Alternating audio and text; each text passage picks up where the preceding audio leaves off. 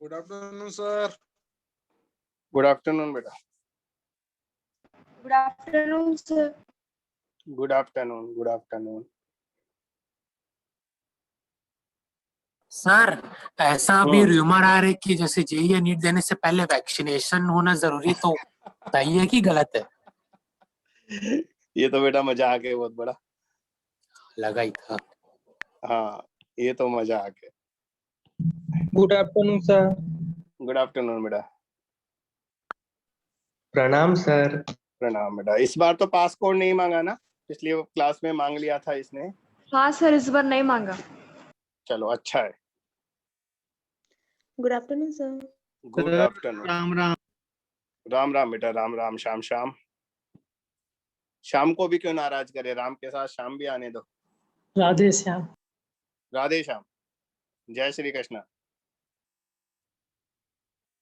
हर हर बम्बे। हर हर बोले। सारे भगवान को याद कर लो, कोई छूट ना जाए, एग्जाम में काम आएंगे। ठीक है, तो बच्चे शुरू करें आज की class. Kinetic theory of gases हमारा नेक्स्ट टॉपिक है। लिखो, काइनेटिक थ्योरी ऑफ गैसेस।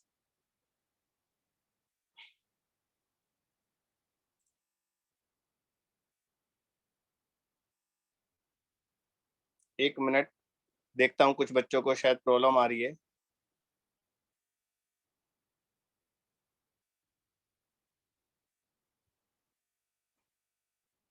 बेटा पासकोड भी मैंने इमरजेंसी के लिए भेज दिया था ग्रुप पर। अगर पासकोड मांगे, वैसे मांग नहीं रहा इस बार, पर मांगे तो पासकोड बच्चों को मैंने ग्रुप पर भेजा है। बोलो। Good afternoon sir. Good afternoon बेटा, गुड आफ्टरनून।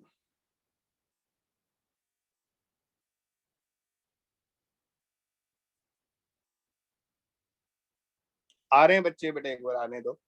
आज थोड़ा सा टाइम ले लेते हैं क्योंकि नए मेथड से एंट्री हुई है ना आज, इसलिए।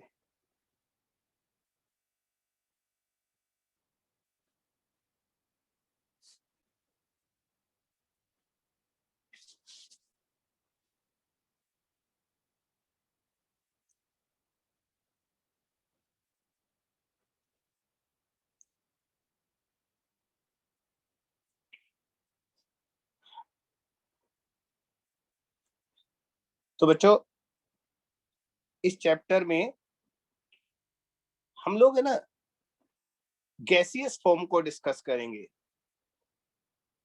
गैस के मॉलिक्यूल्स, उनके बीच इंटरमोलिकुलर फोर्स कंसीडर ही नहीं करेंगे। इंटरमोलिकुलर फोर्स तो temperature, ideal gas equation, degree of freedom, है ना, वेलोसिटी ऑफ गैस मॉलिक्यूल्स, इन सब चीजों को डिस्कस करते हैं। तो हम लोग स्टार्ट करते हैं। आइडियल गैस जो होती है, आदर्श गैस। बेटा काइनेटिक थ्योरी ऑफ गैसेस को हिंदी में क्या बोलेंगे बताना।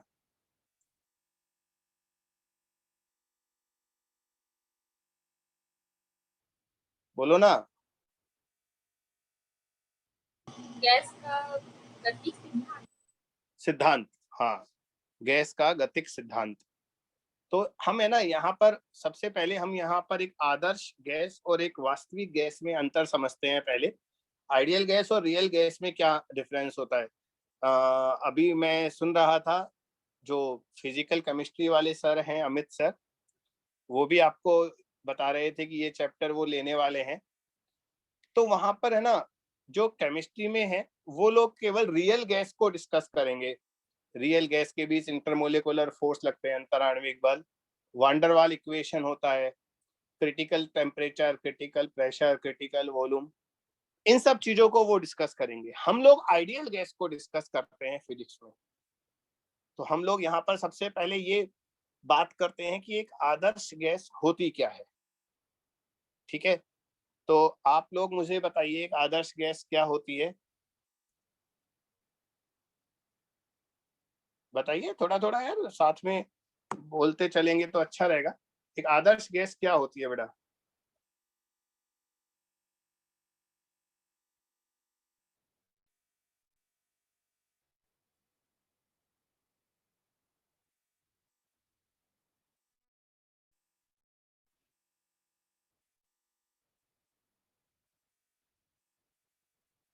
अरे शांत हो गए, एकदम चुप हो गए आप लोग। तो कुछ भी पूछो ना, क्लास में खामोशी छा जाती है एकदम से।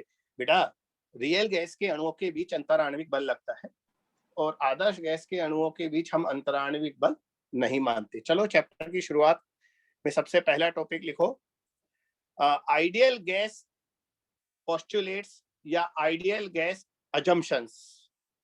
आदर्श गैस की अभिधारणाएं लिखो, आदर्श गैस की अभिधारणाएं। Ideal gas assumptions.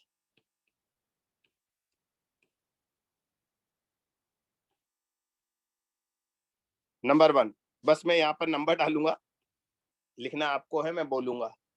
बच्चों हम ये मानते हैं there is no intermolecular force between two molecules of ideal gas. एक आदर्श गैस के दो अणुओं के बीच कोई अंतराण्विक बल नहीं लगता।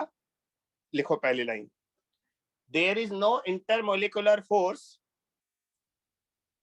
Between two molecules of ideal gas. आदर्श गैस के दो अणुओं के बीच कोई अंतराण्विक बल नहीं लगता, कोई अंतराण्विक बल नहीं लगता।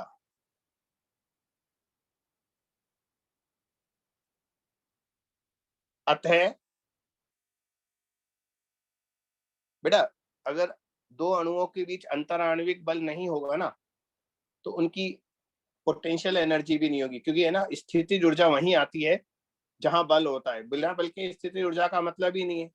तो हम ये मानेंगे आदर्श गैस के अणुओं की जो आंतरिक ऊर्जा है, गैस की जो आंतरिक ऊर्जा है, वो सिर्फ अणुओं की गतिज ऊर्जा के बराबर है, उनकी कोई स्थितिज ऊर्जा नहीं है। लिखो इसे आगे, अतः आदर्श गैस की आंतरिक ऊर्जा उसके अणुओं की गतिज ऊर्जा के बराबर होती है ना। 10 internal energy of ideal gas, 10 internal energy of ideal gas is equals to kinetic energy of gas molecules, is equals to kinetic energy of gas molecules। Bracket में लिख लो, molecules do not possess potential energy, molecules do not possess potential energy। Hindi में लिख लो, आदर्श gas के अणुओं की स्थितिज ऊर्जा नहीं होती है। आदर्श गैस की स्थितिज ऊर्जा नहीं होती है बेटा, वो केवल काइनेटिक एनर्जी रखते हैं, इसलिए गैस की कुल आंतरिक ऊर्जा अणुओं की गतिज ऊर्जा के बराबर होगी। नंबर 2,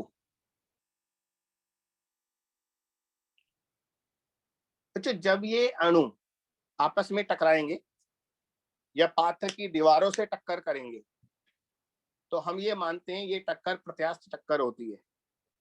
क्योंकि बेटा सोचकर देखो, अगर इनइलास्टिक कोलिजन होता अणुओं के बीच, तो इनइलास्टिक कोलिजन में तो ऊर्जा की हानि होती है ना, थोड़ी देर बाद सारी गतिज ऊर्जा उष्मा में बदल जाती और गैस के अणु नीचे बैठ जाते और गैस खत्म हो जाती, द्रव बन जाता। आप समझने की कोशिश करना और बीच में जो भी पूछना है पूछो।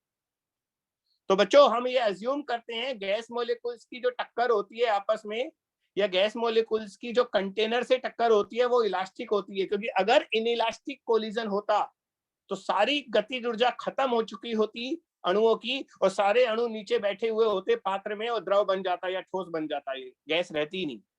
लिखो बेटा इसको, लिखो collision between two molecules, collision between two molecules or collision between molecules and container is elastic, is elastic। Hindi में लिखो, दो अणुओं की आपस में टक्कर तथा पात्र की दीवारों से टक्कर प्रत्यास्थ होती है। दो अणुओं की आपस में टक्कर तथा पात्र की दीवारों से टक्कर प्रत्यास्थ होती है।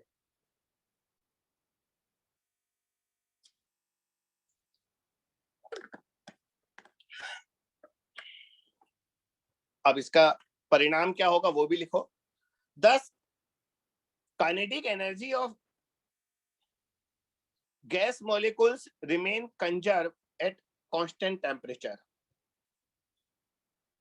Thus, kinetic energy of gas molecules remain conserved at a particular temperature. Hindi में लिखो, अतः अणुओं की गतिज ऊर्जा एक निश्चित ताप पर नियत रहती है। अतः अणुओं की गतिज ऊर्जा एक निश्चित ताप पर नियत रहती है। तो बेटा एक पर्टिकुलर टेम्परेचर पर काइनेटिक एनर्जी कांस्टेंट रहेगी, क्योंकि इलास्टिक कोलिजन है, किसी तरह की कोई हानि नहीं हो रही। एक अणु अपनी ऊर्जा दूसरे अणु को जरूर देगा बेटा, लेकिन सभी अणुओं की कुल गतिज ऊर्जा, total kinetic energy of all gas molecules remain conserve. एक मॉलिक्यूल अपनी काइनेटिक एनर्जी दूसरे को दे सकता है, दूसरा तीसरे को दे सकता है, लेकिन हीट में कन्वर्ट नहीं होगी, ऊष्मा में परिवर्तित नहीं होगी। ये दूसरा अजम्पशन था, है ना।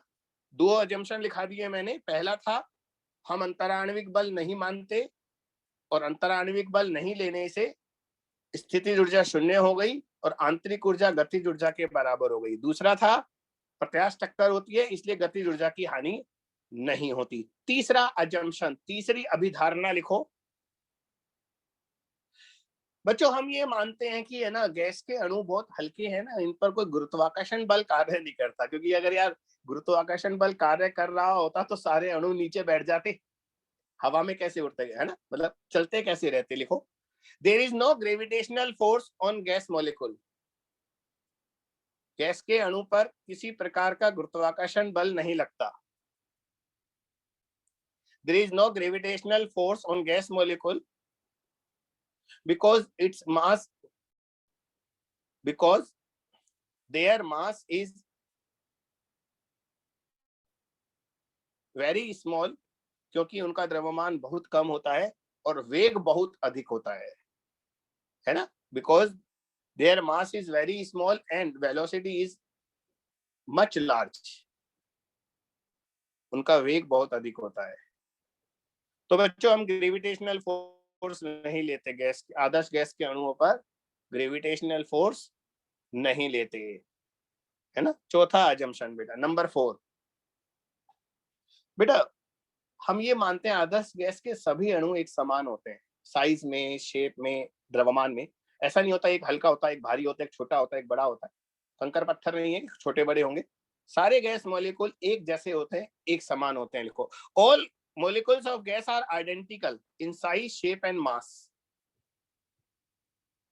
गैस के सभी अणु द्रव्यमान, आकार तथा आकृति में समान होते हैं। All molecules of gas are identical in size, shape and mass.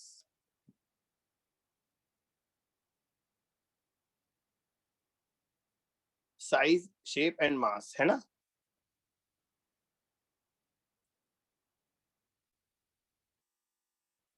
Number 5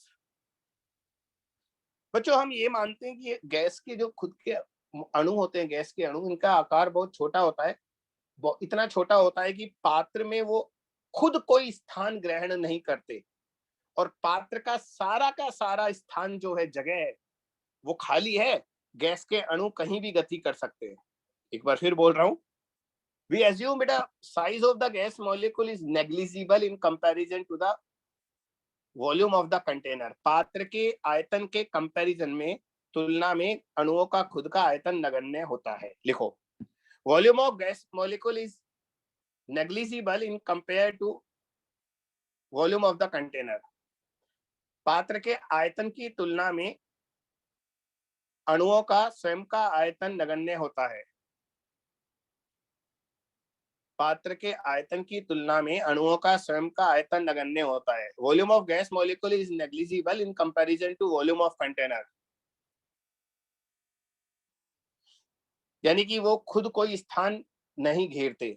लिख सकते हो, लिखना चाहो तो इस लाइन को, अर्थात अणु स्वयं कोई स्थान नहीं घेरते। Molecules does not occupy volume. Molecules do not occupy volume, है ना, वो खुद कोई वॉल्यूम नहीं लेते।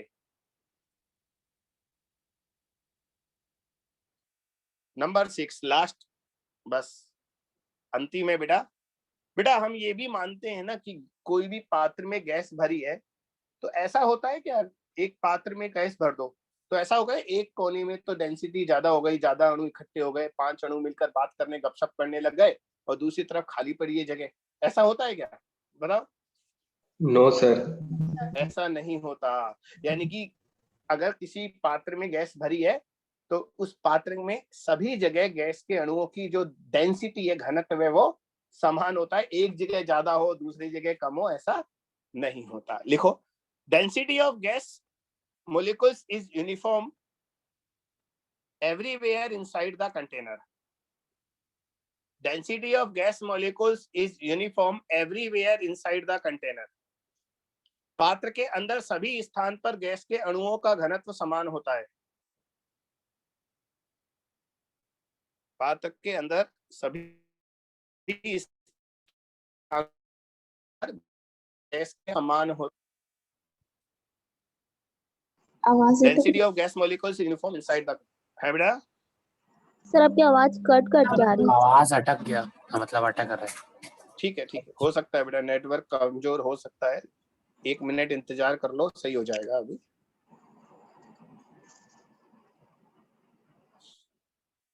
सर ये पॉइंट एक बार रिपीट कर दीजिए ना। बिल्कुल बेटा, मैं इंतजार कर रहा हूँ। मेरी आवाज पहले आपको सही ढंग से सुनाई दे रही है? यस सर, क्लियर है अब। Yes sir. तो लास्ट वाला स्टेटमेंट फिर लिखो, density of gas molecules is uniform everywhere inside the container. पात्र के अंदर सभी स्थान पर या सभी जगह गैस के अणुओं का घनत्व समान होता है। सभी स्थान पर गैस के अणुओं का घनत्व समान होता है।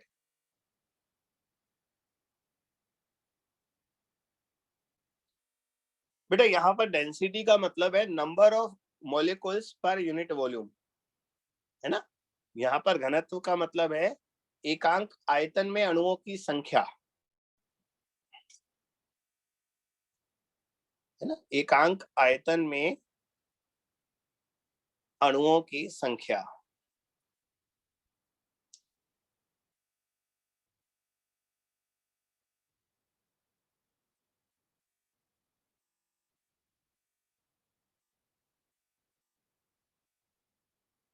हाँ जी,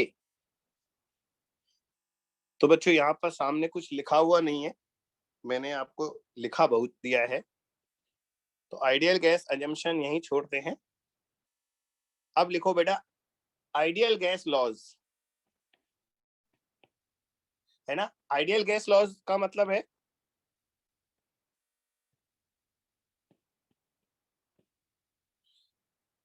आदर्श गैस के नियम। हिंदी है आदर्श गैस के नियम। हाँ बेटा, सबसे पहले लिखो बॉयल का नियम, बॉयल्स लॉ।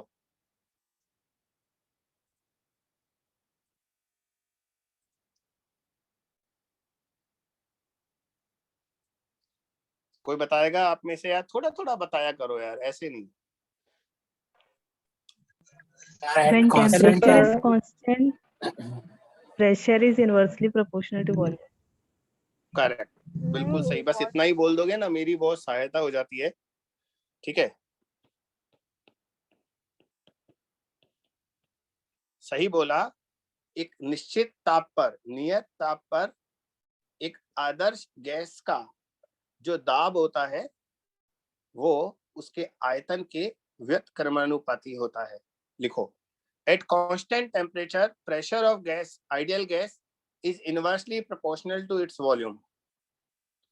नियत ताप पर आदर्श गैस का दाब उसके आयतन के व्युत्क्रमानुपाती होता है।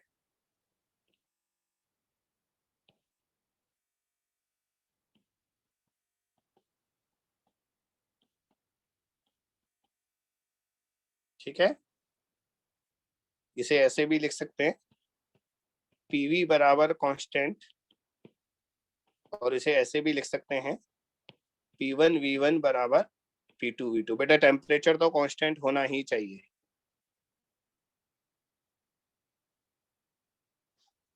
टेम्परेचर तो कांस्टेंट है, एक कांस्टेंट टेम्परेचर पर प्रेशर इनवर्सली प्रोपोर्शनल होता है गैस के वॉल्यूम के, आयतन के।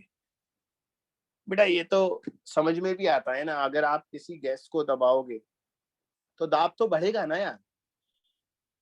बोलो बढ़ता है नहीं बढ़ता? गुब्बारे को ही दबा लो यार तो प्रेशर तो बढ़ता है। तो किसी गैस का वॉल्यूम, आयतन जितना कम करोगे दाब बढ़ेगा, व्युत्क्रमानुपाती होता है। अगर हम इसका एक ग्राफ बनाएं प्रेशर और वॉल्यूम में, तो बेटा वो एक अति परवलय आता है, इनवर्सली प्रोपोर्शनल है ना, यहीं बाजू में ही बना देते हैं। तो ये प्रेशर और वॉल्यूम में ग्राफ बनाएं तो ऐसे हाइपरबोला आएगा। क्या बोलते हैं इसे बेटा? अति परवलय, हाइपरबोला। दोबारा बनाए, थोड़ा अच्छा नहीं बना।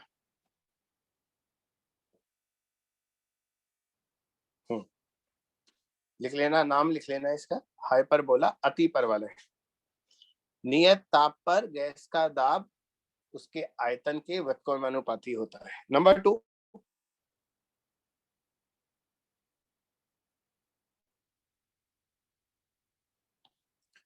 हाँ बेटा, बॉयल्स लॉ के बाद चार्ल्स लॉ, ठीक है ना? चार्ल्स लॉ,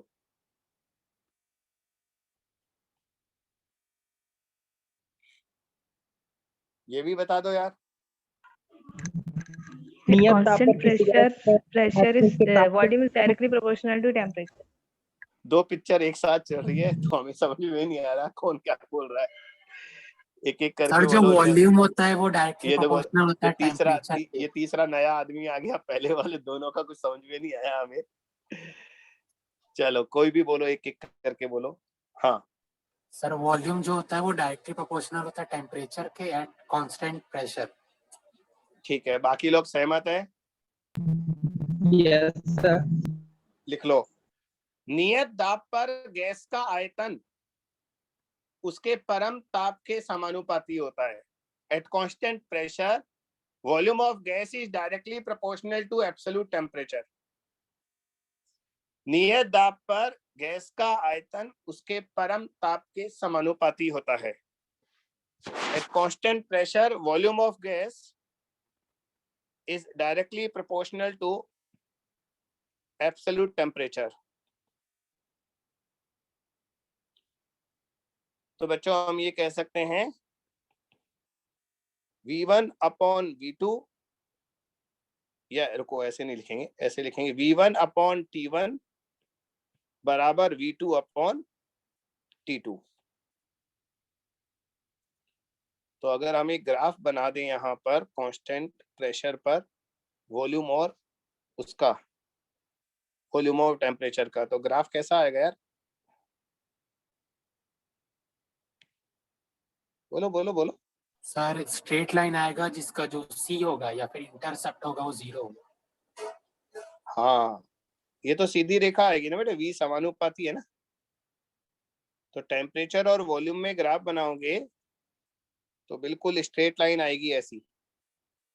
और जैसा कि इसने बताया, इस लाइन का जो स्लोप आएगा, अभी स्लोप नहीं बता पाएंगे बेटा, अभी स्लोप बता नहीं सकते क्योंकि उसके लिए पूरा आइडियल गैस इक्वेशन पहले हमें निकालना पड़ेगा। तो वहां तक पहुंच जाएं तो बस इतना सा ही लिख लो, V समानुपाती T है तो स्ट्रेट लाइन आएगी। प्रेशर कांस्टेंट होना चाहिए बच्चा। अब यार थोड़ा थोड़ा सा है ना, मतलब हम प्रैक्टिकल भी होते हैं। एक बात बताओ, किसी गैस का प्रेशर कैसे कांस्टेंट मेंटेन करोगे? मान लो मैं एक गैस को, क्या बोलते हैं, एक गैस को उष्मा दे रहा हूं मैं। डायग्राम बनाते हैं यार, तब मजा आएगा। ये कोई कंटेनर है,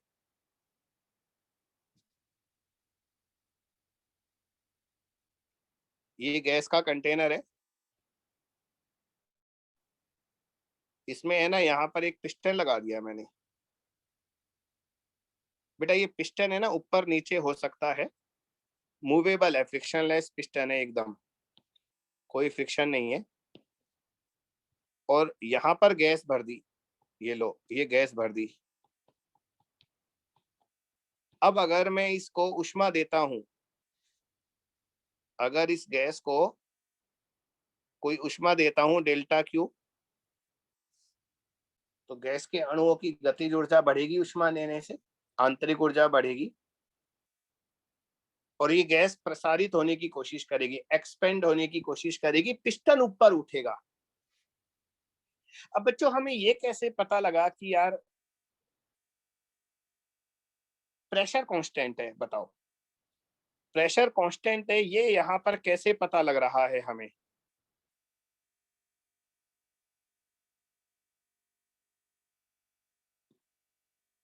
मदद करो मेरी यार थोड़ी सी। कांस्टेंट प्रेशर है, इसका पता कैसे लग रहा है? सर जैसे टेम्परेचर बढ़ रहा है तो वैसे वॉल्यूम भी बढ़ रहा है।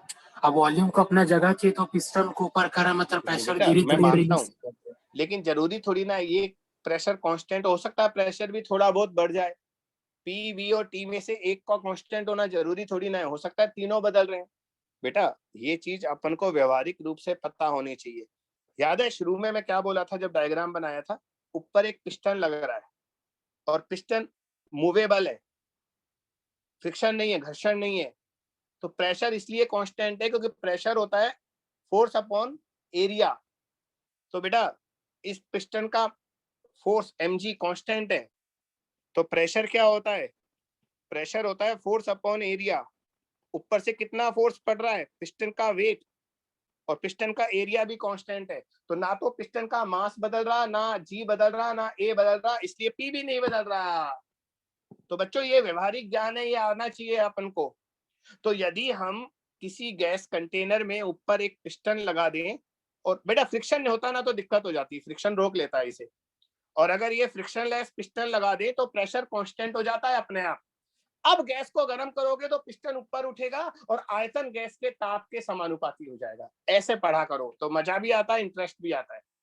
चलो लिखो इसे, डायग्राम वायग्राम सब बना लो और लिख देना फ्रिक्शनलेस पिस्टन है ये, यहां लिख दो फ्रिक्शनलेस पिस्टन। तो बेटा प्रेशर होगा mg अपॉन ए।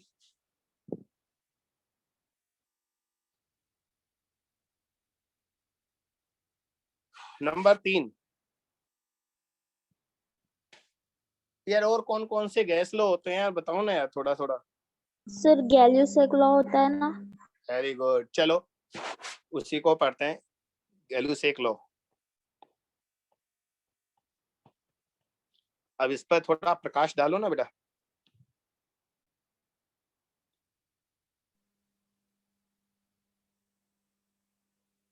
ऐसा मत करो यार, तुम नाम बताकर छोड़ दिया, कुछ काम की बात भी तो करो। बोलो बोलो। Sir, the pressure of given mass of gas varies directly with the absolute temperature of gas when the volume is kept constant. शाबाश, गुड। देखा ना मेरी चेहरे की खुशी दिखाई देती है। अच्छे से बोला बेटा, बहुत अच्छे से बोला बेटा। हम एक है ना बंद कंटेनर ले लेते हैं, बंद, पिस्टन विस्टन नहीं लगा, बोतल ली और ढक्कन बंद कर दिया टाइट। अब बेटा आपने एक बोतल ली और ढक्कन बंद कर दिया तो वॉल्यूम तो फिक्स हो गया। अब गैस का वॉल्यूम तो बदल नहीं सकता। अब अगर आप गैस को गर्म करोगे तो प्रेशर बढ़ेगा। बेटा ऊपर वाले केस में हमने पिस्टन लगा दिया तो प्रेशर नहीं बढ़ा, वॉल्यूम बढ़ा। ऊपर वाले केस में चार्ल्स लॉ में गैस को गर्म करने पर उसका वॉल्यूम बढ़ा था, लेकिन अगर आप ढक्कन फिक्स कर दोगे, पिस्टन को रोक दोगे, तो दाब बढ़ेगा। तो गैलुसेक लॉ होता है at constant volume pressure of gas is directly proportional to absolute temperature. नियत आयतन पर किसी गैस का दाब उसके परम ताप के समानुपाती होता है। लिख लो, at constant volume pressure of gas is directly proportional to its absolute temperature.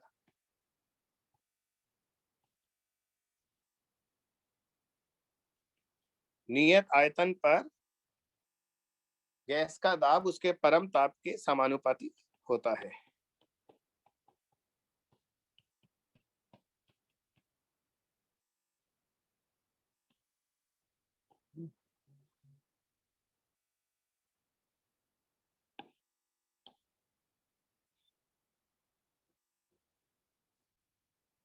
और इसका बेस्ट एग्जांपल है, जैसे मान लो कोई कंटेनर अपन ले लेते हैं,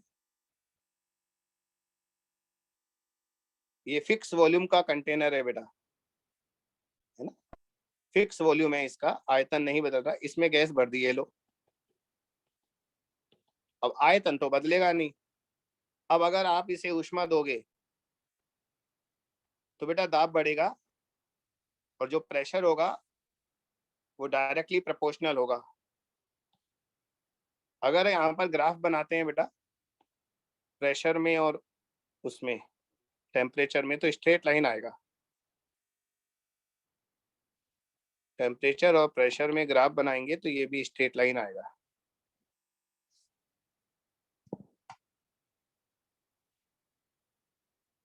नंबर 4 नाम बताओ बेटा कोई।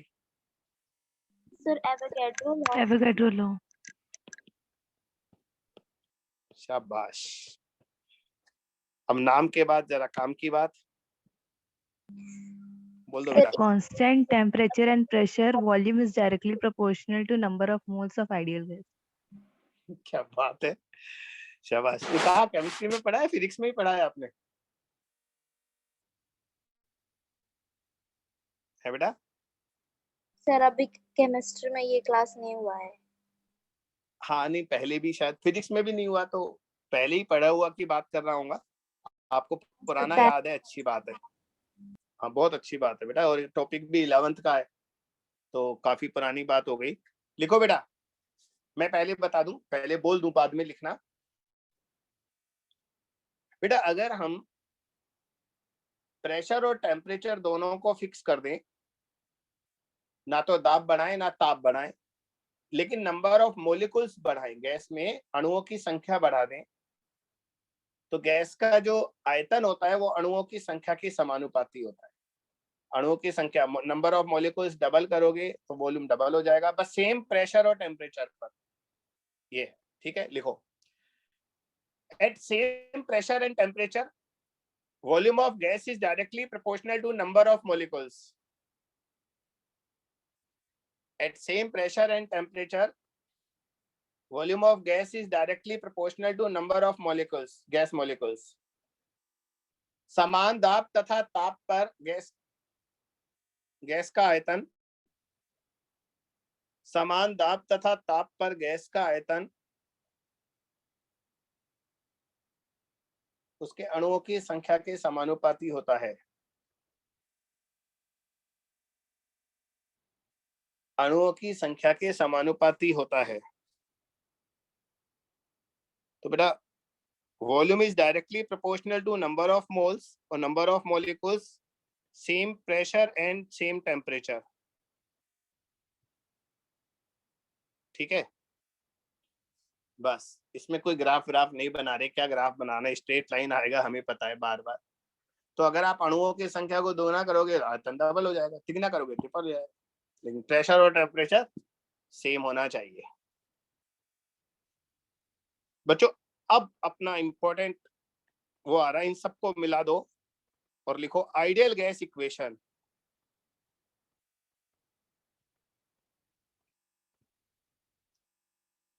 जैसे सबको मिला दो, एक था पीवी बराबर कांस्टेंट, एक था पी प्रोपोर्शनल टू टी, एक था वी प्रोपोर्शनल टू टी, एक था वी प्रोपोर्शनल टू एन। अगर हम इस सारे लॉज को मिला दें तो हमारे पास आता है PV is proportional to NT. हाँ पहले प्रोपोर्शनल लिखेंगे फिर कांस्टेंट लगाएंगे। अब आर, कांस्टेंट आर लगाने पर ये हो जाएगा PV is equal to NRT. PV is equal to NRT. इसे बोलते हैं बेटा आदर्श गैस समीकरण, ideal gas equation.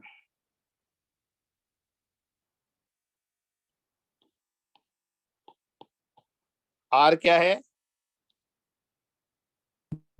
Universal gas constant. Gas स्थिरांक। गैस, आर को बोलते हैं बेटा आदर्श गैस नियतांक, यूनिवर्सल गैस कांस्टेंट। यार इसका नाम यूनिवर्सल क्यों है? बहुत सारे कांस्टेंट से पहले यूनिवर्सल लिखते हैं, क्या तुम इसका कारण बता सकते हो कि हम यूनिवर्सल क्यों लिखते हैं?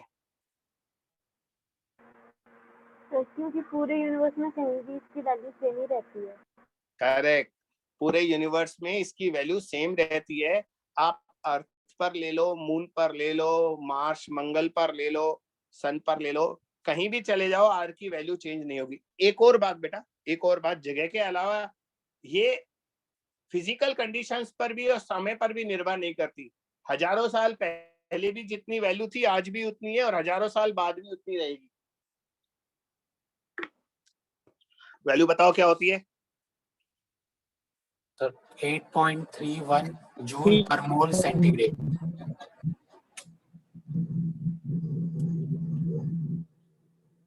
जूल पर केल्विन, हाँ, सेंटीग्रेड की जगह बेटा केल्विन लिखेंगे क्योंकि यहाँ है डेल्टा टी नहीं है, यहाँ ताप में परिवर्तन नहीं है, इसलिए यहाँ पर हम डिग्री सेंटीग्रेड नहीं लिख सकते, तो केल्विन लिखना पड़ेगा आपको। जूल पर केल्विन पर मोल, पर मोल। बेटा और भी वैल्यू होती है, वो भी बताओ यार, काम आती है। MKS में 25/3। वो तो बेटा 8.314 को 25/3 लिख देते हैं, वो नई वैल्यू नहीं है, वो तो आसान कैलकुलेशन को आसान बनाने के लिए 8.314 को 25/3 ले लेते हैं हम। नई और कोई वैल्यू बताओ दूसरी यूनिट में, यूनिट चेंज करो।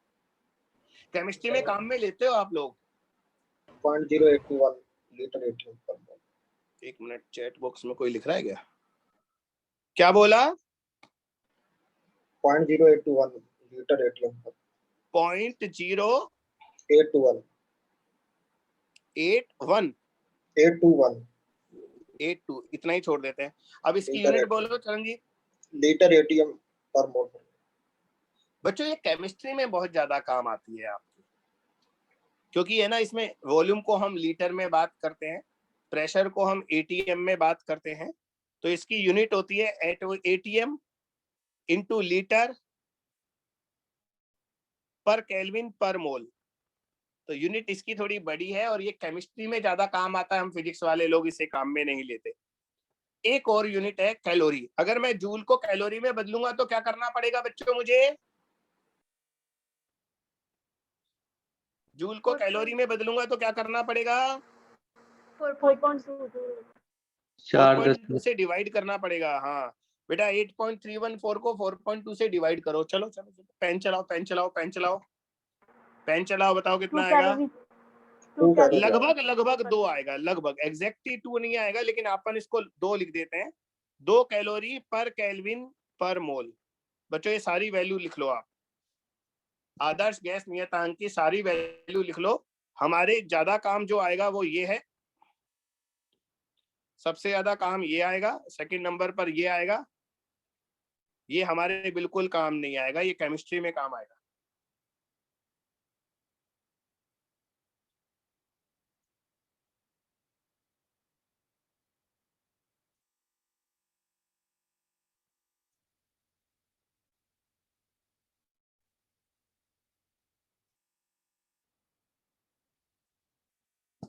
ठीक है जी।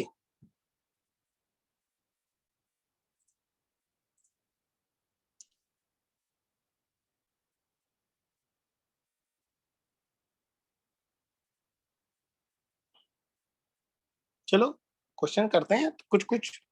आज के लेक्चर में अभी तक एक भी क्वेश्चन नहीं दिए क्योंकि चैप्टर की शुरुआत ही हुई थी ना।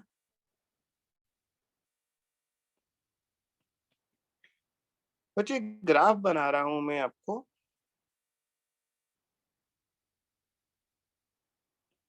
ये ग्राफ है प्रेशर और टेम्परेचर का, और ये ग्राफ ऐसे स्ट्रेट लाइन आ रहा है,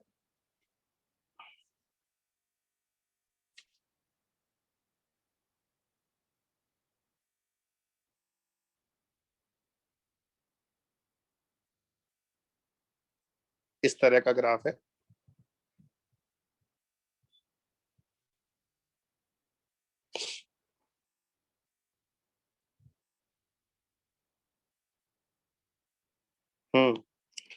बच्चों ये टेम्परेचर T0 है और ये 2T0 है। अब इस तरह के क्वेश्चन की आदत डालो, बहुत करने हैं। ये प्रेशर P नॉट है और ये 3 P नॉट है। अब वो कह रहा है ये ग्राफ A से B तक जा रहा है ना, ये A से B तक। वो कह रहा है अगर A पर गैस की डेंसिटी है वो रो है, तो B पर डेंसिटी बताओ। गैस की डेंसिटी ये रो है, तो गैस की डेंसिटी B पर कितनी होगी ये बताओ। ज्यादा डिफिकल्ट नहीं है, शुरुआत के लिए अच्छा क्वेश्चन है।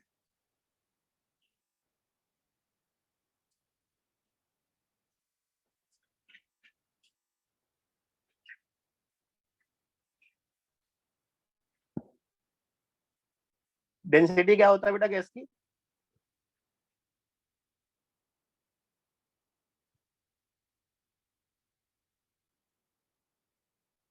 चुप हो जाते हो एकदम, ऐसे चुप हो जाते हो, पता नहीं कोई आईटी एडवांस का क्वेश्चन पूछ लिया हो। डेंसिटी क्या होती है गैस की? Weight by volume.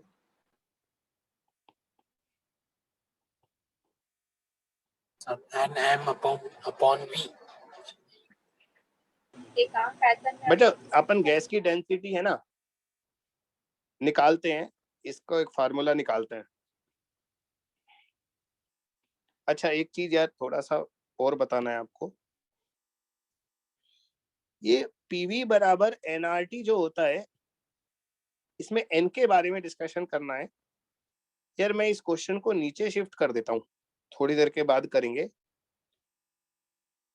एन छूट गया मुझसे, एन के बारे में थोड़ा डिस्कशन कर ले, है ना? हाँ वो नीचे जाने दो। तो बच्चों इस इक्वेशन में जो एन होता है ये क्या होता है इसके बारे में डिस्कस करें। ये होता है नंबर ऑफ मोल्स। अब मुझे बताओ ये मोल क्या बला है, ये मोल है क्या यार? वैसे तो केमिस्ट्री में पूरा का पूरा चैप्टर है आपके मोल, पर थोड़ी बहुत छींटे हमारे ऊपर भी डाल दो मोल के और बता दो मोल क्या होता है।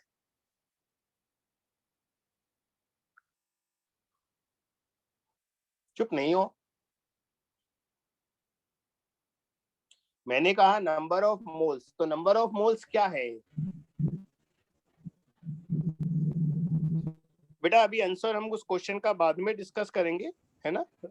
पल्लवी मनीष ये लोग आंसर दे रहे हैं, तो थोड़ा सा यहाँ पर फोकस करो और मुझे इसका जवाब दो, मोल क्या होता है? Mass by molecular weight. हाँ ऐसे बोल दो ना। तो बच्चों मोल को हम बोलते हैं गैस का mass upon molecular weight. M के नीचे डब्ल्यू भी लिख देता हूँ, मॉलिक्यूलर वेट। और एक और फार्मूला होता है total number of gas molecules divided by Avogadro number. अणुओं की संख्या बताए एवोगाड्रो संख्या। तो बच्चों ये वाला दोनों आप फार्मूले याद कर लो। एन बराबर M upon M W. M gas का द्रव्यमान है और एम डब्ल्यू अणुभार है। एम मास है गैस का और एम डब्ल्यू मॉलिक्यूलर वेट है। लिखो क्या सारे वैल्यू लिख देते हैं, चलो तुम्हें। एम बराबर mass of gas, M W molecular wait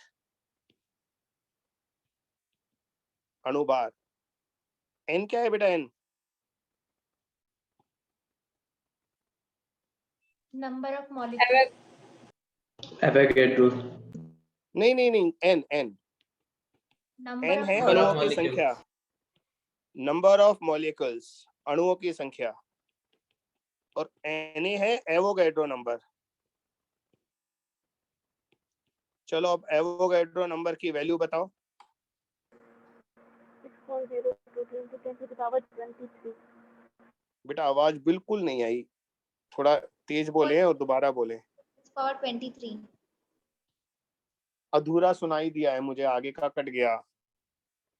6.023 बेटा अगर है ना कैलकुलेशन में 0.023 छोड़ना पड़े तो खुशी खुशी छोड़ देना, जरा सी भी टेंशन मत लेना। तो आप तो 6 × 10⁻23 याद कर लो बेटा। एवोगाड्रो नंबर की कोई यूनिट होती है क्या?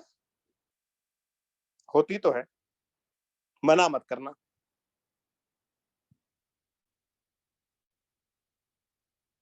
अरे मोल इनवर्स होती है ना, गैस के अणुओं की संख्या, हाँ पर मोल ऐसे होता है, नंबर ऑफ मॉलिक्यूल्स पर मोल।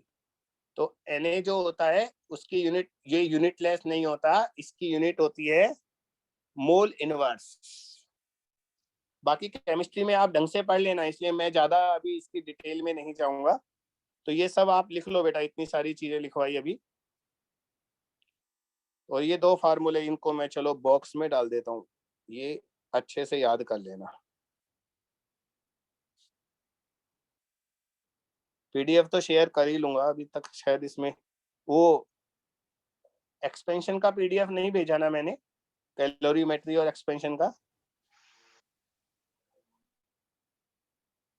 अरे फिर चुप हो गए। एक्सपेंशन का नहीं है, उसका कैलोरीमेट्री का तो है। अच्छा ठीक है, वो एक साथ ही आएगा, दोबारा भेज दूंगा। अब मेरे क्वेश्चन का जवाब दो बेटा। अगर ए पर गैस की डेंसिटी रो है तो बी पर गैस की डेंसिटी क्या होगी बताओ?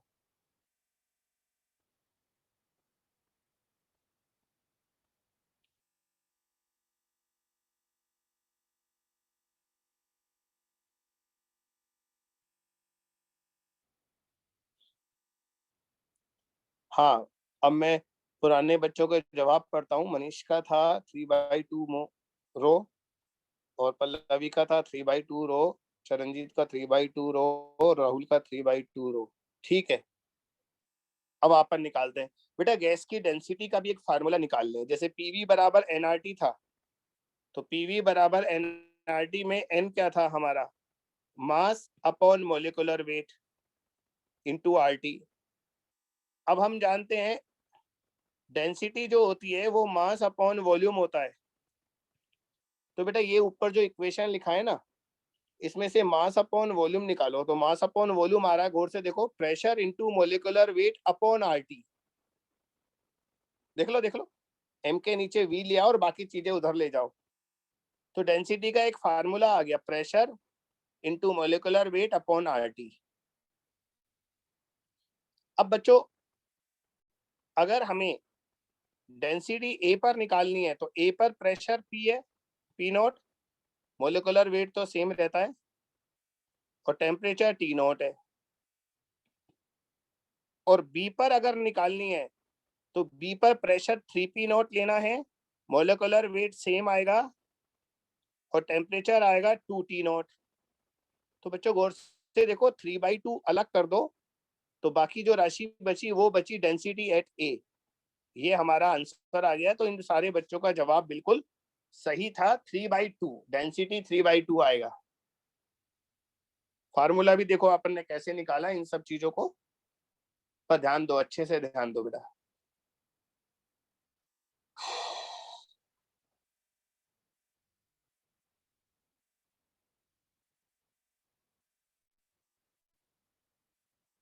Next question.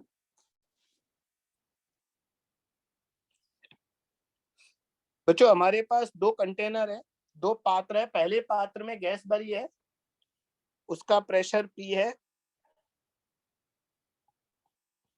वॉल्यूम V है, टेम्परेचर T है, दाब P, आयतन V, ताप T। दूसरे पात्र में,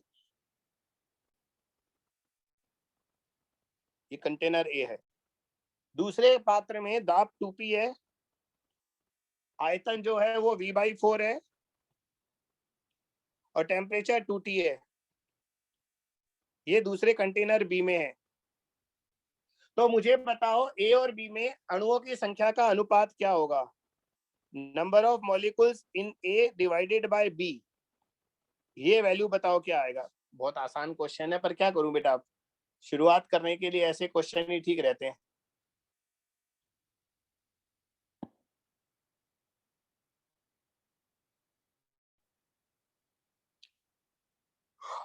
अच्छे क्वेश्चन भी देंगे आगे, इसका जवाब दो।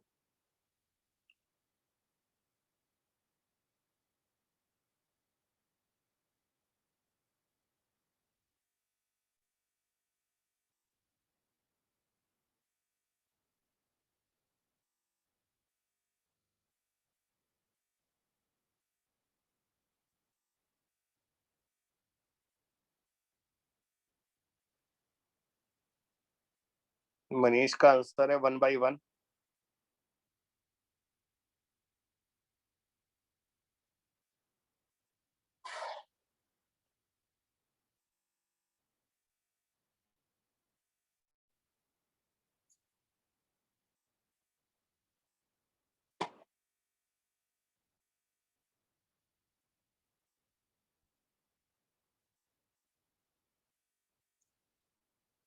धर्मेंद्र का है 1/3। बाकी लोग लगे रहो, छोड़ो नहीं।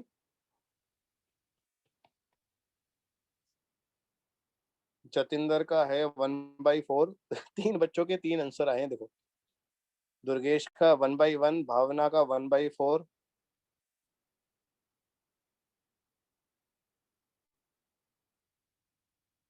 गरिमा का 1/1, प्रियंका का 4/1, तो राम 1/4, अनुराग 4/1।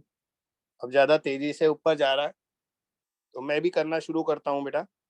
बेटा नंबर ऑफ मॉलिक्यूल्स यहाँ से निकालो ना। देखो ये अपन ने इक्वेशन लिखी, स्मॉल n को n अपॉन Na लिख दो। आइडियल गैस में आइडियल गैस होता है PV बराबर nRT, और स्मॉल n को लिखूंगा n upon Na RT।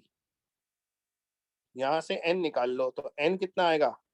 n आएगा PV upon RT into Avogadro number. अब बच्चों A कंटेनर और B कंटेनर में अणुओं की संख्या का अनुपात, ऊपर प्रेशर है तो प्रेशर का अनुपात ले लो PA अपॉन PB। PA कितना है P और PB कितना है 2P, तो PA अपॉन PB 1/2 आएगा। तो ये तो 1/2 लिख दिया मैंने। समझ में नहीं आया तो बता देना। फिर वॉल्यूम है, दोनों के वॉल्यूम का अनुपात ले लो VA upon VB। VA V है, VB V/4 है, अनुपात आएगा 4 क्योंकि वो 4 ऊपर चला जाएगा ना, डिवाइडेड बाय बेटा R तो लिखना ही नहीं है, R तो कट जाएगा, एवोगाड्रो नंबर भी कट जाएगा, टेम्परेचर TA अपॉन TB ये है 1/2। तो 1/2 से 1/2 कट गया, ठीक है, 1/8। तो बच्चों आंसर बचा 4:1। यार 4:1 तो कम बच्चों ने दिया है, बाद में दिया है, सही है ना? रेयांश, मनीष, तोमन, चरणजीत, अनुराग, जिनका सही है उनका नाम बोल रहा हूँ, प्रियंका। हाँ बाकी लोगों का गलत। बेटा आपने अगर उल्टा निकाला है ना NB अपॉन Na, तो मैं मान लेता हूँ वैसे ऐसा करना नहीं चाहिए, क्योंकि मैंने क्वेश्चन में देखो कितना साफ साफ लिखा है Na अपॉन NB निकालना है, तो वो गलत फहमी होनी तो नहीं चाहिए वैसे। Next question. हाँ बच्चा। बेटा मुझे बताओ, अगर मैं आपसे कहूं यार एक ग्राफ बनाकर दो मुझे V अपॉन T का, मतलब सिंपल सा क्वेश्चन है, कुछ भी नहीं है इस क्वेश्चन में, आराम से कर लोगे आप लोग। V अपॉन T का ग्राफ लेना है, यहाँ पर तो V अपॉन T लेना है और यहाँ पर 1 अपॉन V लेना है। बताना ग्राफ कैसा आएगा। अब मैं आपको ऑप्शन नहीं दे रहा इसमें, 4 ग्राफ नहीं बता रहा, आप ग्राफ बनाकर बताओ। V upon T Y axis पर है और 1 अपॉन V X एक्सिस पर है, तो बताइए ग्राफ कैसा आएगा। कैसे करते हैं इस तरह के क्वेश्चन को, सोचिएगा। हाँ बेटा मुझे तो आप आंसर नहीं बता पाओगे क्योंकि ग्राफ दिखाना पड़ेगा। वैसे मनीष ने जो लिखा ठीक है, कांस्टेंट बोल रहा है। कांस्टेंट का मतलब ऐसा ग्राफ आएगा क्या? Yes sir. बाकी लोग भी बताओ सहमत हो क्या? और फिर ये भी बताओ कि ऐसा क्यों आया। लिखने नहीं तो चलो बोलकर बता देना।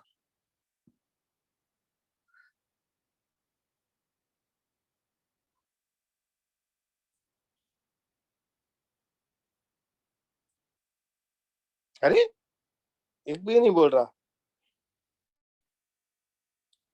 बेटा कभी भी ग्राफ बनाना हो ना, तो ये जो राशि मैंने दी है इनका एक इक्वेशन लिख लो। जैसे हम जानते हैं पीवी बराबर एनआरटी होता है।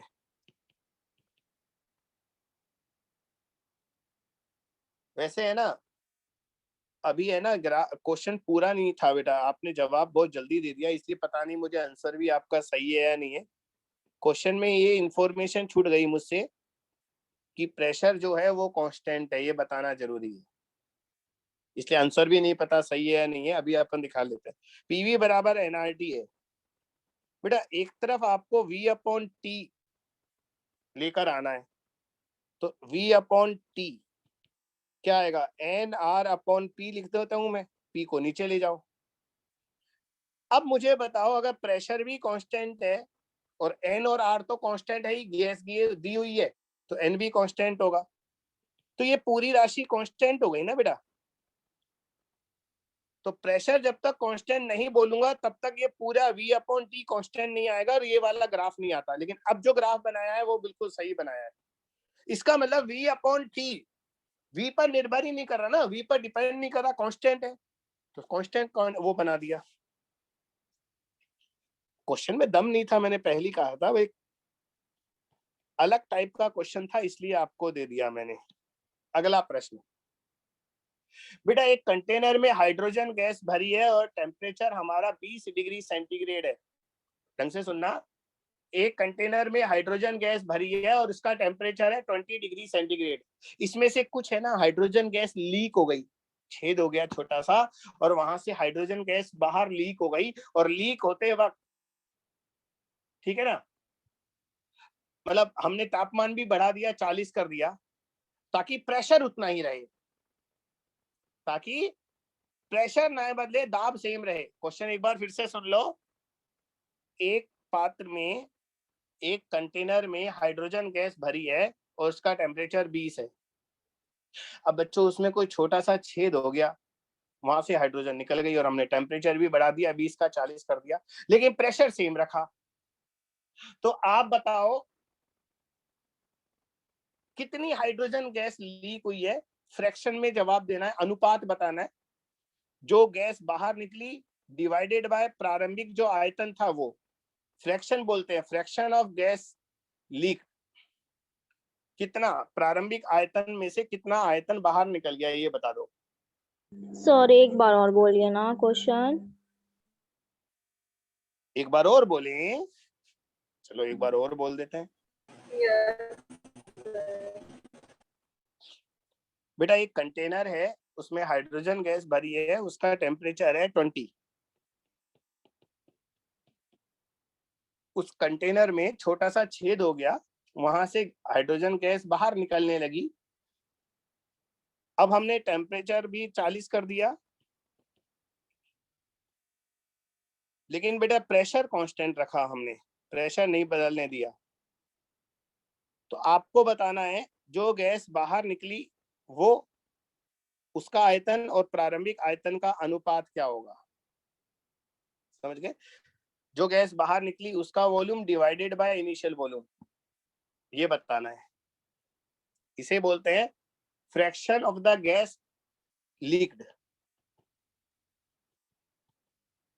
फ्रैक्शन ऑफ गैस लीक्ड, ये निकालना है आपको।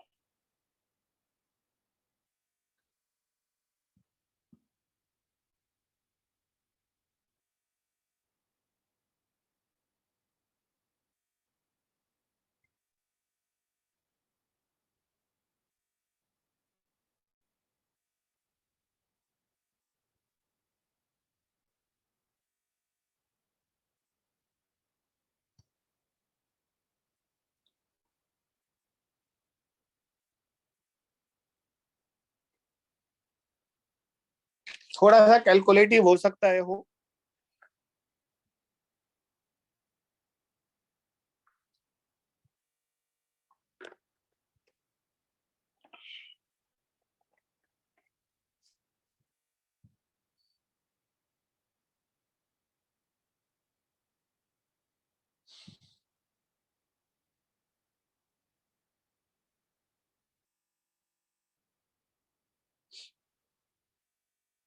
मनीष का है 1/2, जतिंदर का है 2/1, वो जतिंदर 2/1 कैसे आ सकता है? ये तो जादू हो गया।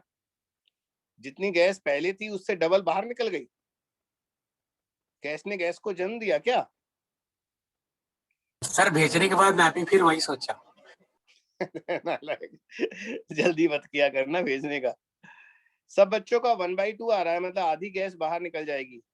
पल्लवी बेटा 3/2 भी नहीं आ सकता, फ्रैक्शन है ना ये, कभी एक से ज्यादा नहीं होता। नहीं बेटा, आंसर किसी भी बच्चे का सही नहीं है, क्योंकि आप लोगों ने इस बार मेहनत नहीं की इस क्वेश्चन में।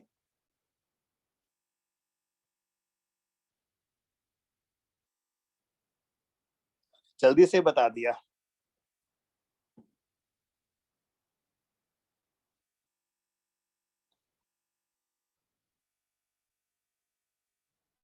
कल्पना 1/1 का मतलब है सारी बाहर निकल गई। बेटा इसको आप फ्रैक्शन ऑफ गैस लीक्ड में नंबर ऑफ मॉलिक्यूल्स भी बोल सकते हो। जो गैस बाहर निकली उसके वॉल्यूम से बोला है मैंने, है ना। हाँ, आप इसका नंबर ऑफ मॉलिक्यूल्स से ले लो, वो ज्यादा अच्छा रहेगा। जितने मॉलिक्यूल्स बाहर निकले divided by initial number of molecules, fraction of gas leak, ऐसा कर लो, उसमें निकालने में आसानी रहेगी।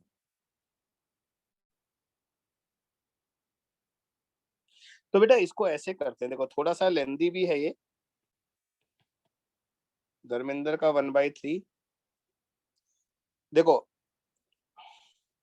पहले नंबर ऑफ मोल कितने थे?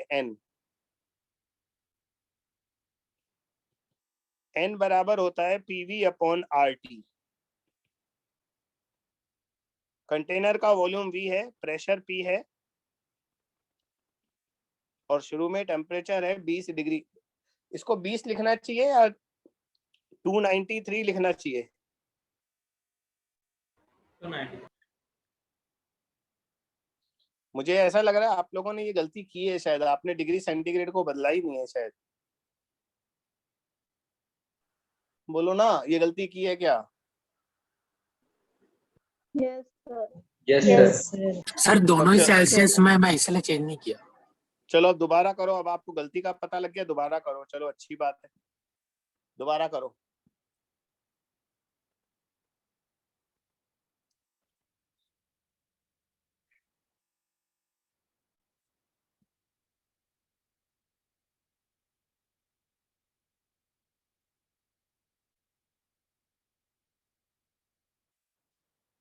ये इनिशियल नंबर ऑफ मॉलिक्यूल्स निकल गए, फिर बाद वाले निकाल लो।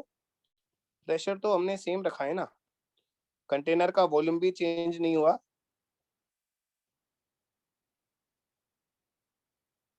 लेकिन टेम्परेचर हमने 20 बढ़ा दिया, कितना हो गया? 313 हो गया। देखो बेटा छेद किया था ना, बाहर निकल गई गैस, तो अब जो गैस बची वो वापस से उतना ही आयतन ले लेगी। तो ना दाब बदला ना आयतन बदला, तापमान बदल गया। बेटा फ्रैक्शन ऑफ गैस लीक्ड का मतलब होता है आपको n minus N dash upon n निकालना है ना। जितने मोल्स बाहर निकल गए डिवाइडेड बाय इनिशियल मोल्स, यानी कि 1 minus N dash upon n निकालना है। बेटा दोनों को भाग देना, n डैश अपॉन n कितना आएगा? 293 अपॉन 313 ये आएगा। तो डेल्टा n बाई n ये निकालना था, तो ये आ गया 313 में से 293 गए तो कितना बचा? 20 डिवाइडेड बाय 313। बच्चों ये आंसर है। अब इसको थोड़ा दशमलव में, डेसिमल में निकाल कर दिखा दो। हाँ बताना, भाग देने पर कितना आएगा? भाग देने पर बताओ कितना आएगा बेटा?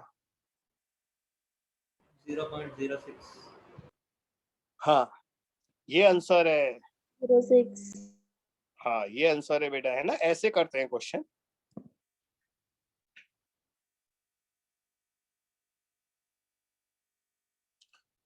चलो अब अगले टॉपिक पर चलते हैं, समय है अभी।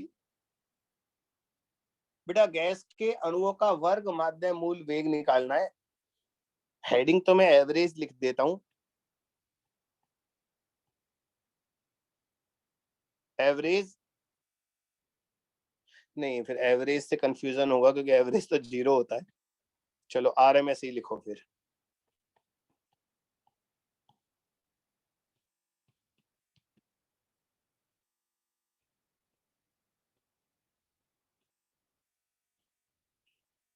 अब बच्चों आरएमएस का मतलब तो आपको हमें थोड़े दिन पहले भी बताया था। जैसे हमारे किसी कंटेनर में बहुत सारे गैस मॉलिक्यूल है ना, बहुत सारे, कोई V1 से चल रहा है, कोई V2 से चल रहा है, कोई V3 से चल रहा है।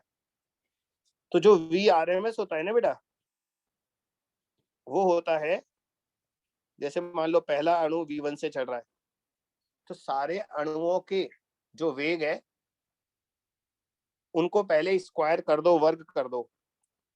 वर्ग करने के बाद उनका मीन ले लो, और मीन लेने के बाद अंडर रूट ले लो। ये होता है आरएमएस। आरएमएस का फुल फॉर्म क्या है बेटा? Root mean square. वर्ग माध्य मूल मान। हाँ, वर्ग माध्य मूल।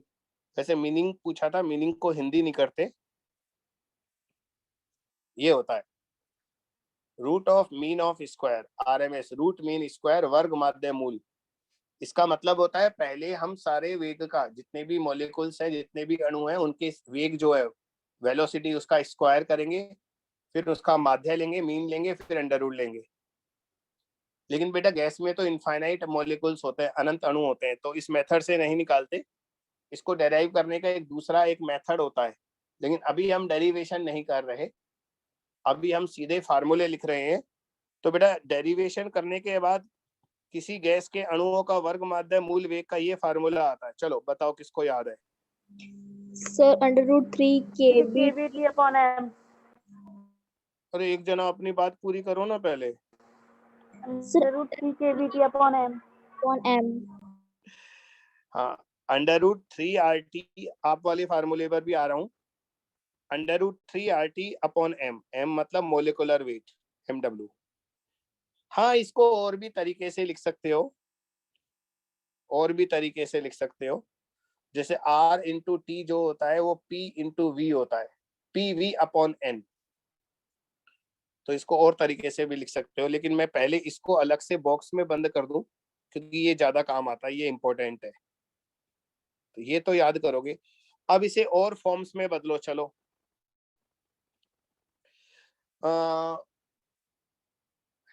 सर √3 PV अपॉन m, फिर √3 P अपॉन रो। वही बता रहा हूँ। R इंटू टी जो होता है वो PV अपॉन N होता है, और N जो होता है वो होता है मास अपॉन मोलिकुलर वेट। ठीक है, मास अपॉन मोलिकुलर वेट ऊपर ले जाओ। तो बच्चों RT अपॉन मोलिकुलर वेट, गौर से देखो, यहाँ पर RT अपॉन मोलिकुलर वेट है ना, इस मोलिकुलर वेट को RT के नीचे ले जाओगे तो RT upon molecular weight PV upon M हो जाएगा। तो VRMS का एक और फार्मूला आपका बन गया 3PV अपॉन, क्या आएगा नीचे बताओ? सर m आएगा ना, मॉलिक्यूलर वाला कट जाएगा जो। m। बच्चों ये M क्या है, एक बार मैं दोबारा आपके को देखूं, आपको याद है नहीं है। स्मॉल m क्या है बेटा? ये क्या बन गया? स्मॉल m क्या था? Sir mass of gas. Sir given mass. Mass of gas. हाँ, mass of gas, correct. P pressure है, V वॉल्यूम है। बच्चों आपको है ना एक और कांस्टेंट के बारे में बताता हूँ। जैसे हमारा ये PV बराबर nRT होता है ना, इसी को आप PV बराबर NKT और लिख सकते हो, NKT। यहाँ पर K जो है वो बता रहा हूँ क्या होता है, ये बार बार तीर का निशान क्यों बन रहा है आज? यहाँ पर K क्या है, कोई आप में से बताएगा? कुछ तो याद होगा यार। बोल्ट्जमैन कांस्टेंट तो नहीं होता? अरे शाबाश, वैल्यू भी बता दो बेटा। बोल्ट्जमैन कांस्टेंट होता है, ये होता है R अपॉन Na। ये ऐसे याद करो, R मतलब gas constant upon Na Avogadro number 8.314 upon 6 गुणा 10⁻23। तो ये होता है 1.38। ये केमिस्ट्री में भी काम आता है शायद आपके, 10⁻−23। और इसका जो यूनिट होगा वो होगा जूल पर केल्विन। अरे वाह, वेरी गुड।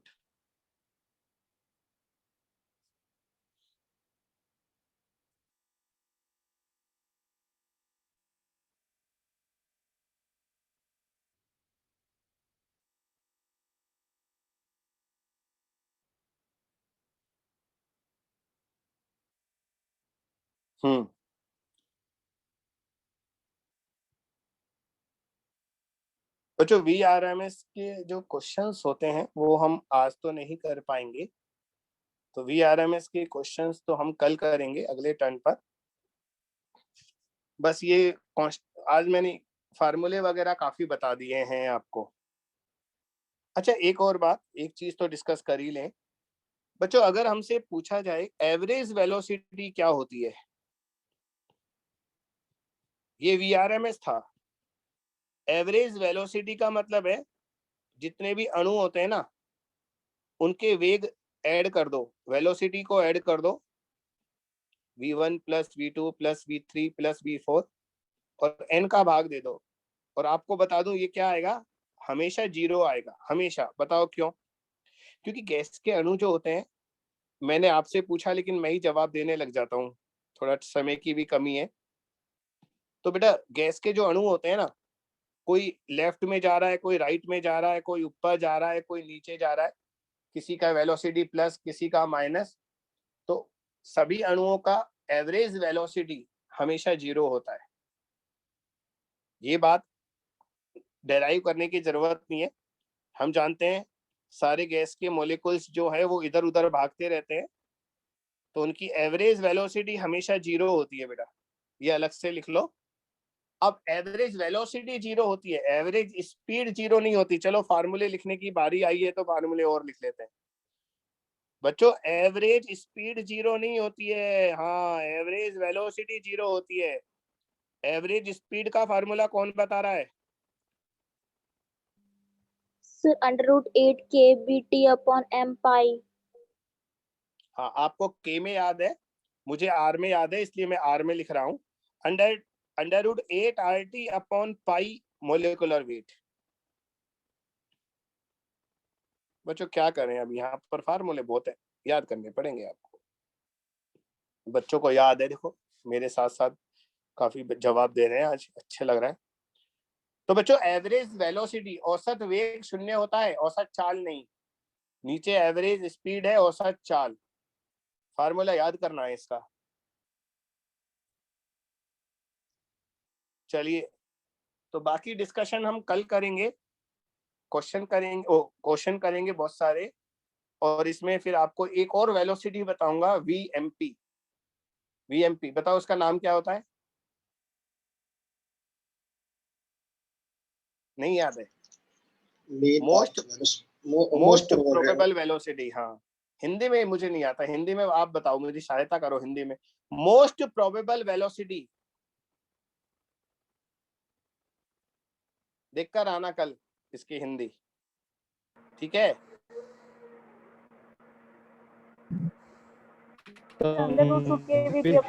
नहीं, वैल्यू नहीं पूछ रहा, अभी तो मैंने नाम पूछा है, कल एक्सप्लेन करूंगा मैं वैल्यू के साथ उसे।